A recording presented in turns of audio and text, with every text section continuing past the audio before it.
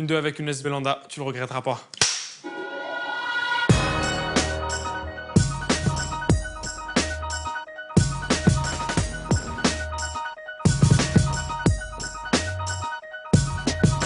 Salut toi. Alors Younes, Comment tu vas? tu nous fais la petite coupe là du futur champion de France ou quoi là? On va essayer. Déjà, il va me faire la coupe pour ce week-end. Hein. Ouais. À chaque fois que je coupe avec lui, normalement, je marque. Tu devrais faire la même, je pense. Tu crois? Si on est champion, je pense que avec une petite crête blonde. Allez, mais uniquement si t'es champion, t'as Bon, pas. ça va. On est fait comme ça? On fait comme ça. Ah, franchement, depuis quand vous pensez vraiment au titre? Depuis quel match? Depuis Marseille. Depuis Marseille? Depuis Marseille, donc, dès qu'on a gagné. Mais c'est vrai que on a gâché notre petit rêve à Lorient. Mais c'est vrai que c'était le 3e match et ça pesait un peu trop lourd sur les cannes. Et si vous gagnez vos matchs à domicile, tu penses que... Il reste Valenciennes, Evian, Lille. Franchement, si on gagne Lille, on est champion. Ça sent bon? Ça sent bon. Enfin, j'espère.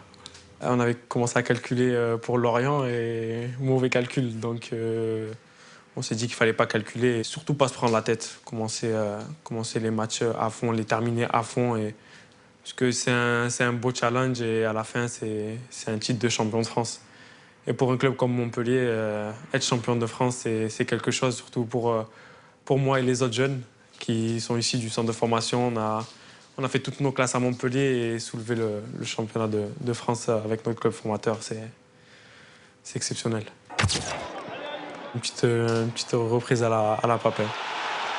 C'est le plus beau but de ma carrière, bien sûr, parce que sinon je marque des pénaltys, des coups francs bizarres ou des pointus. Donc c'est le plus beau pour l'instant de ma carrière et j'espère qu'il fera partie des plus beaux de cette année en Ligue 1. Il pas mieux pour l'instant en Ligue 1. Ouais, c'est vrai qu'il y a celui de Olivier contre Nancy, je crois, qui est pas mal, qui est sur le côté et qui met une lucarne opposée. Mais c'est vrai que sans faire exprès, mais bon, c'est pas la même chose. Petit message personnel, Olivier, sans faire exprès. Mais c'est vrai que c'est un vrai buteur. C'est un enchaînement magique, quoi. Franchement, en plus, c'est Olive qui me la met, il me la met sur la poitrine, on dirait qu'il a fait exprès. Et après, je mets une petite reprise à la Papin. Et mon Danda, je sais pas, il n'a pas réussi à la sortir. Surtout que c'était quand même face à un des gardiens de l'équipe de France, c'était au Vélodrome, et ça t'a amené une ovation du public marseillais, je crois, à la fin du match. Ouais, c'est vrai que quand je suis sorti, déjà, ils m'ont applaudi. Et à la fin, j'étais en interview avec une télévision et ils ont commencé à scander mon nom derrière le virage. Donc voilà, ça fait toujours plaisir, même si c'est vrai que l'OM et les supporters sont un peu en tension en ce moment. Mais bon, ça fait toujours plaisir qu'un autre club t'ovationne ou qu'il scande ton nom. Parce que toi, tu viens d'Avignon, mais l'OM, ça n'a jamais été un club qui t'a fait rêver, je crois. T'as jamais été un fan supporter de l'Olympique de Marseille? Pas trop, parce que même quand j'étais petit, j'avais pas d'équipe préférée. J'avais des joueurs préférés, mais pas d'équipe préférée. Comme qui? Comme Zidane, comme pour tous les joueurs. J'avais Makelele, les joueurs défensifs, parce que j'étais milieu défensif à l'époque.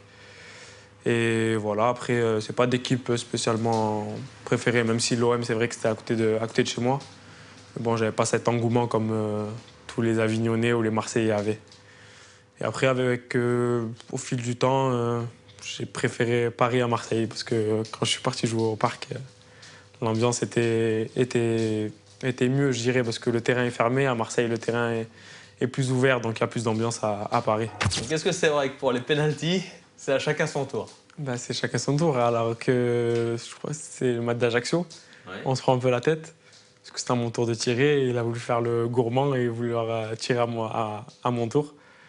Et alors qu'il avait tiré contre Nice, il avait raté, donc je lui ai rappelé un peu. Et qui a tiré finalement? C'est moi qui ai tiré au final. Hein. Et qui a marqué? Et qui a marqué, heureusement que je marque. Hein, c'est quoi? C'était Panenka, je crois? C'était Panenka aussi, ouais.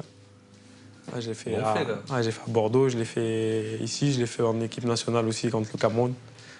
Donc voilà, j'ai pas osé la faire à Mandanda. Parce que Jeune Chat, il m'a vu avant le match, il m'a dit si tu fais Panenka à lui, il va te l'arrêter, il va pas sauter. Donc voilà, je l'ai pas faite et c'est rentré au fond. Alors c'est combien une petite prime de champion à Montpellier? Franchement, franchement, j'en sais rien. Là, on est en train d'emboucaner, comme on dit chez nous, Pito et les anciens pour qu'ils aillent voir le président. Pour l'instant, ils ont un peu peur parce qu'avec ce match à Lorient, ils ont peur d'aller un peu trop vite. Donc, on est tranquille. D'abord, on essaye de se mettre à l'abri et si on peut être champion avant 3 journées de la fin, ça serait au top. Petite rallonge de Loulou Nicolin, là, président, là. Il fait un clin d'œil, donc pense à nous. Qu'est-ce que ça t'a fait de voir toutes ces louanges sur toi? Le prince héritier qui était dans les tribunes, il a dit, mais c'est qui ce Belhanda? Mais il est bon, il nous le faut l'année prochaine. C'est vrai que ça pourrait être un bon challenge pour un tremplin pour plus tard. Après, c'est vrai que Paris va devenir, je pense, dans les 3-4 ans, une des grosses équipes en Europe parce qu'ils ont les moyens, ils vont faire venir du monde. Donc voilà, ça serait un beau challenge. Mais je préfère pas m'avancer et me porter la poisse. Est-ce que tu te dis, je peux être aussi la caution arabe du projet qatari ou pas pour l'an prochain? Ouais, je sais pas, mais comme j'entends Paris parle de moi, j'entends des autres clubs. Donc je me dis que j'ai quand même du talent. Donc ça me met moins de pression, mais c'est vrai que les Princes veulent, je sais pas, un joueur d'origine maghrébine ou arabe. Donc voilà, après, si le mec il est bourré de talent, pourquoi pas. Après, c'est leur club et ils font ce qu'ils veulent. Donc s'ils veulent acheter un arabe, un chinois ou un portugais, ils font ce qu'ils veulent. On verra si Qatari m'appelle. Où que j'aille, j'essaierai de faire bouger la hiérarchie ou faire ma place. Tu seras en concurrence avec Néné sur le côté gauche, avec Pastore dans l'axe.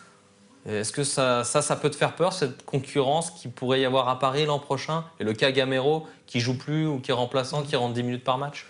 Après, ça, c'est le football, c'est fait comme ça, c'est fait de concurrence et après, c'est un challenge. Et tu serais prêt à prendre le risque? Moi, je prends le risque, même si la plus grosse équipe du monde m'appelle, je suis prêt à prendre le risque parce que je suis un compétiteur et il n'y a que la concurrence qui peut me faire avancer. Et après, tout ce qui est après les joueurs qui sont en concurrence avec moi ou à mon poste, ça peut me faire que progresser. Et on l'a vu avec Benzema qui est parti au Real Madrid, il a joué avec les grands joueurs et voilà où il en est. Il se met à jouer la Ligue des Champions, je ne sais pas combien de buts en Liga. Donc la concurrence, c'est bien pour faire avancer un jeune joueur. L'année prochaine, tu pars ou tu restes? C'est du 50-50. Non, pas sa réponse. Cette réponse, non, je ne veux pas l'entendre. Du 60-40 que je reste. À 60-40, tu restes.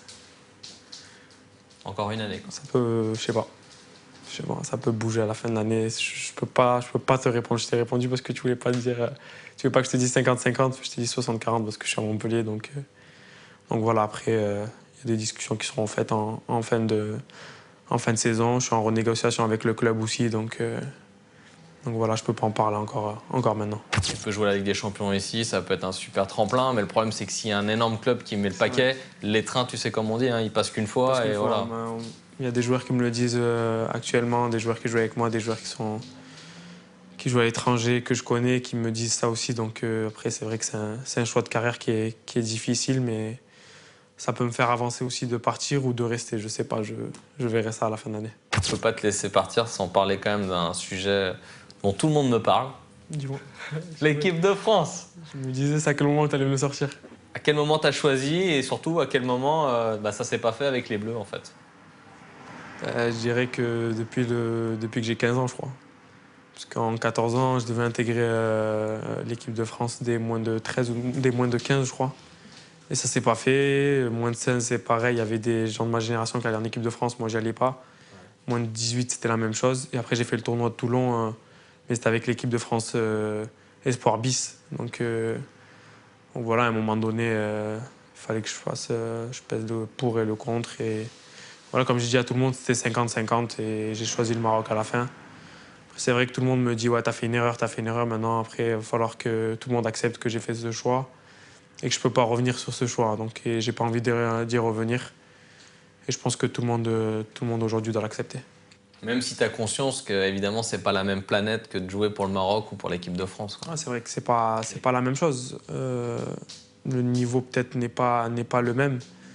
Mais bon, ça reste toujours une fierté de jouer pour une sélection et je joue pour la sélection marocaine et je le porte fort dans mon cœur. Et voilà, c'est un choix qu'il faut accepter. Ma famille l'accepte, tout le monde est heureux chez moi et c'est l'essentiel. Ici, Marvin Martin, par exemple, de Sochaux, va à l'Euro. Younes Belhanda, il avait largement sa place en équipe de France. Hein. On ne pourra jamais le savoir. On pourra jamais le savoir. On pourra jamais le savoir. The King. C'est toi.